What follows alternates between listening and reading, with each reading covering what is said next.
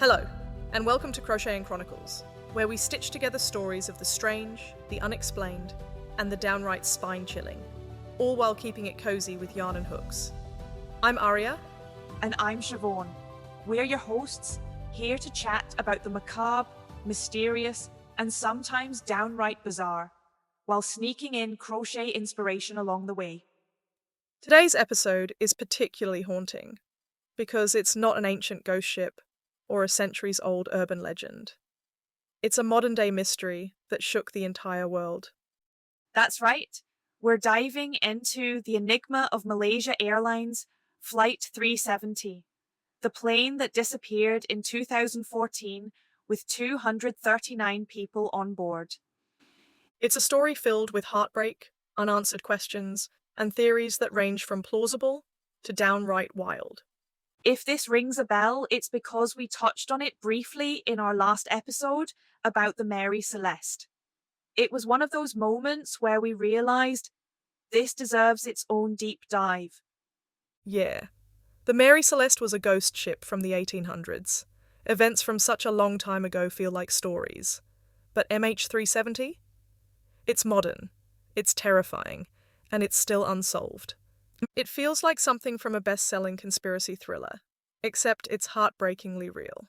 And while we unravel this baffling tale, we'll also talk about the unique places we've worked on crochet projects, inspired by today's theme of travel. But before we dive in, it looks like you've brought something special with you today, Siobhan. This is my travel blanket. It's a granny square blanket I've been working on for years. Wow. Years? How many exactly? Let's see, at least 5. Every square is made from yarn I've collected during my travels, like this teal square. The yarn is from New Zealand. It reminded me of the glacial lakes, and this rusty orange one is from Sedona, inspired by the red rocks. That's incredible. So it's like a memory quilt, but crochet. Exactly. I got the idea from Reddit, and I thought it was brilliant, like a fibre scrapbook. I love bringing it out to work on because each square is like a little time capsule containing unique memories. For instance, this deep green wool is from Ireland. I bought it from a tiny shop in Galway. The owner had a gorgeous golden retriever curled up by the counter and insisted I try her homemade scones before leaving. Ooh, how charming. Such a lovely way to preserve memories. I don't know about you, but I find no matter how many pictures I take, I never really look at them again. Exactly. This is such a tactile experience, and the memories are woven into something I will actually revisit and cherish. What about you? Let's see what you're working on today. My travel projects to date aren't quite as sentimental, but I'm definitely feeling inspired now. I didn't have a whip that was relevant, so I decided to start a new project and work up something to take on my future travels. I've found a pattern for a travel project organizer to keep my tools and yarn in when I'm on the go. Oh, I love that idea. Yeah, to my great shame, I usually chuck my yarn and hooks into one of those reusable shopping bags whilst I'm rushing out of the door. And sooner or later my yarn's tangled and my hook's missing in action. I'm hoping that having a travel bag for my projects will make me more inclined to take my crochet on the road in the future. And I see that aforementioned shopping bag has made an appearance today. A travel bag sounds perfect. I'll have to get the pattern from you after the pod. And listeners, we'd love to hear your travel crochet stories. Where's the most unique place you've worked on a project? We'll be sharing some of your responses later in Crochet Corner. But for now, let's dive into today's mystery. Malaysia Airlines Flight 370. So, MH370.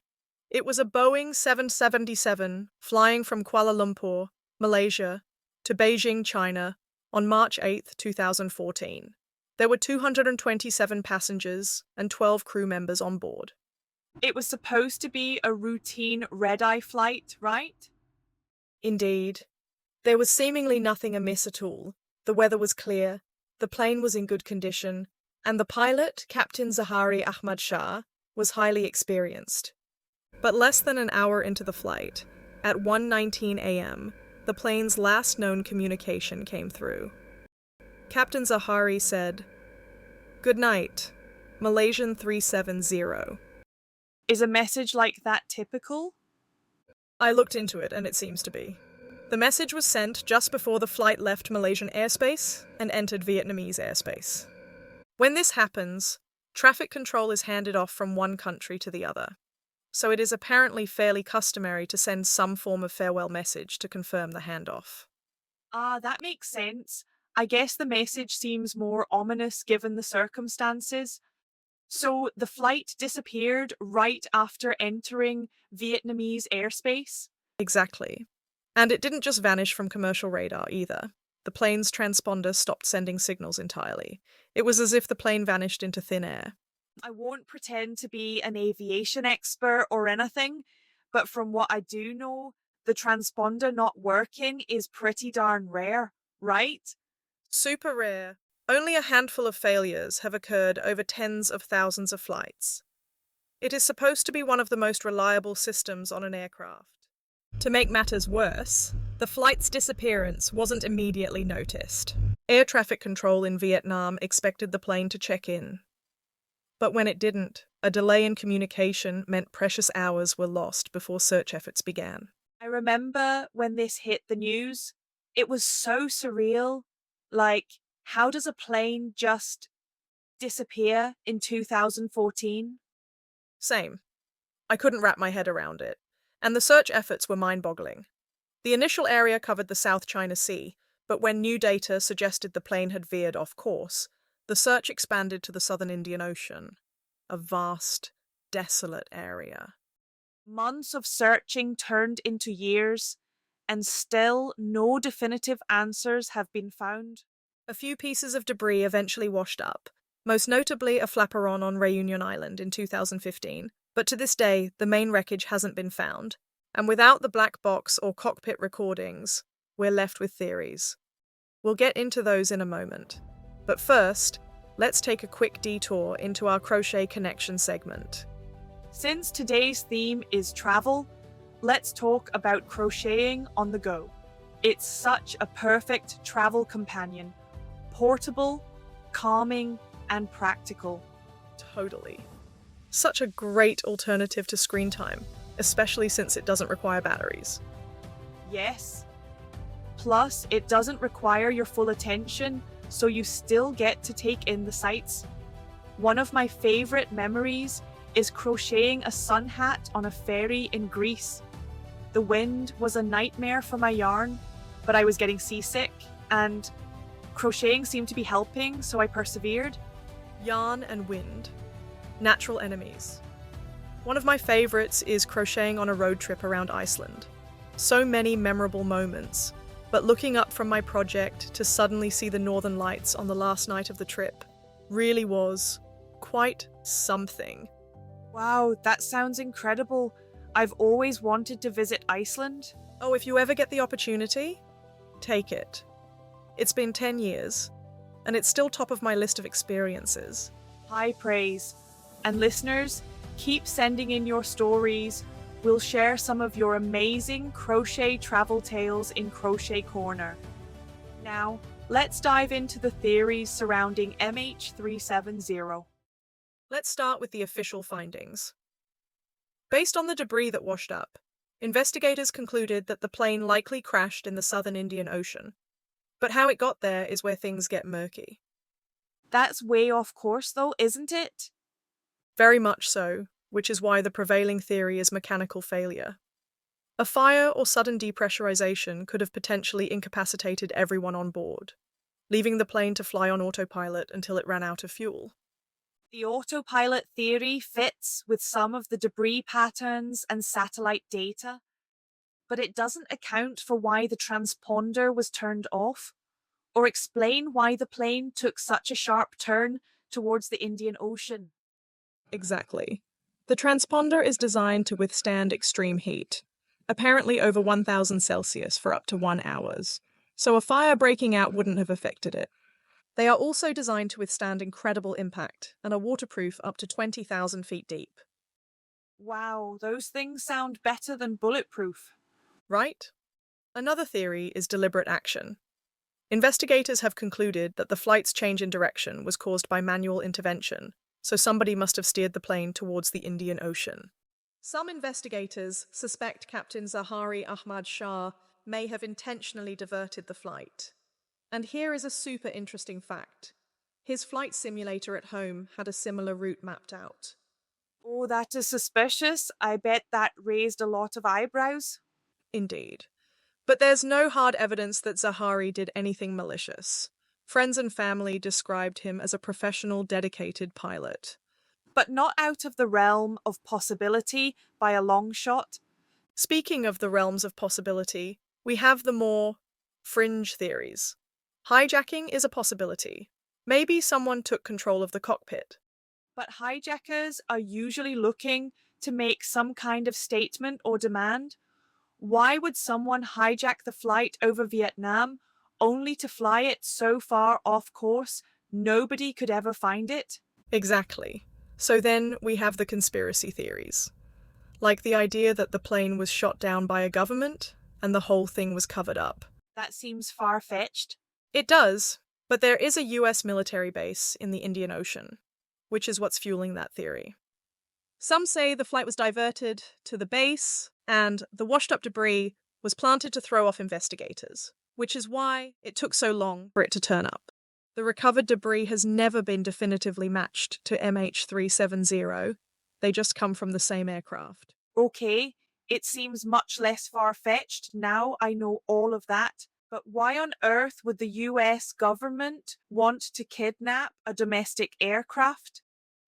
Great question. Most seem to believe the flight was carrying some kind of sensitive cargo, which seems unlikely. But some think it could be connected to the fact that a total of 20 employees from a US company called Freescale Semiconductor were on board the flight. The company made powerful microchips for a variety of sectors, including the defense sector. Speculation suggests either the US diverted the flight to prevent other countries obtaining intelligence, or that other countries diverted the flight to interrogate the Freescale employees. Wow, there are so many theories surrounding this, and of course, it wouldn't be a modern mystery without the obligatory alien theory. Yeah, there were definitely a few of those when I was researching for this episode. The frustrating thing is, we just don't know. There isn't an official cover story. Every theory has holes, and without the wreckage or black box, it's all speculation. It's heartbreaking too. This isn't just a mystery, it's 239 lives lost and countless families left in limbo. Agreed. The lack of closure must be devastating for the families left behind. And honestly, digging into this story has made me think about my own feelings on travel. Same. I used to think of flying as just routine, but MH370 makes you realize how much trust we place in technology and the people operating it. Exactly. It doesn't stop me from traveling, but it's a reminder to appreciate every journey and every safe landing. And to be mindful of the fact that life is fragile. It's a sobering thought, but it's also a reminder to treasure the little things, like crochet projects that help us unwind, even in stressful times. Absolutely. Let's lighten the mood and get cozy in this week's Crochet Corner. For this episode, we asked listeners on our Instagram about the most exotic or unique places they've crocheted. We had so many great responses, but one of my favourites had to be at Life Above the Clouds, who crocheted on a mountaintop in Switzerland while waiting for the fog to clear. Not many people can say their project has summited a mountain. Desert Hooker is a tour guide in Egypt who wrote in to say they take projects along on desert tours to work on while waiting around for tourists. They sent a fantastic picture of them crocheting while sitting on a camel. Talk about multitasking. I have so many questions for Desert Hooker about this picture. I can't imagine doing anything while sat on a camel, let alone crochet. At Sup Pup Life sent in a great picture of her two Aussie Shepherd puppies sunbathing on a paddleboard, somewhere very tropical looking as she crochets in the background. I'm always a sucker for pup pics, but I'm also super impressed at the skill required to crochet whilst balancing on a paddleboard with two dogs in tow. I can't imagine the sheer confidence you have to even consider taking yarn out on the ocean like that. Aussies are always so darn cute looking. Listeners, keep sharing your stories. Crochet connects us across the globe, and we love hearing how it's become a part of your adventures. Aryia, this has been such a fascinating and emotional episode. The mystery of MH370 is a reminder of how much we still don't know about our world. It's true. And as tragic as it is, stories like this show us the importance of seeking answers, no matter how elusive they might be. Thank you for joining us on this thoughtful journey. Don't forget to follow Crochet and Chronicles wherever you listen to podcasts and tag us in your projects. And keep your hooks moving and your curiosity alive. Until next time, happy stitching and safe travels.